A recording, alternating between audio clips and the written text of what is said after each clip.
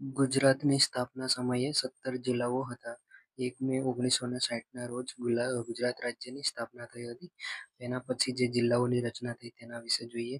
ગાંધીનગર જિલ્લો.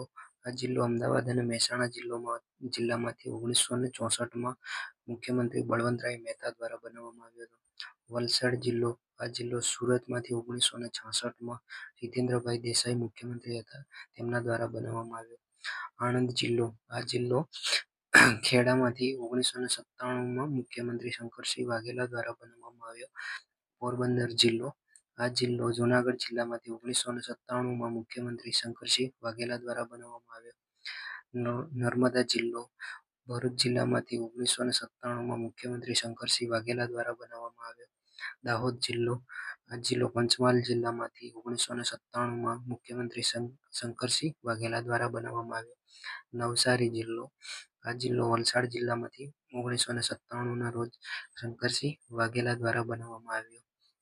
પાટણ જિલ્લો. આ જિલ્લો બનાસકાંઠા અને મહેસાણા જિલ્લામાંથી 2000ની સાલમાં મુખ્યમંત્રી કેશુભાઈ પટેલ દ્વારા બનાવવામાં આવ્યો. આ 8 જિલ્લાઓ છે. એના પછી પણ નવા જિલ્લા બન્યા છે. તેના વિશે નેક્સ્ટ શોર્ટમાં આપણે તેની માહિતી આપીશું.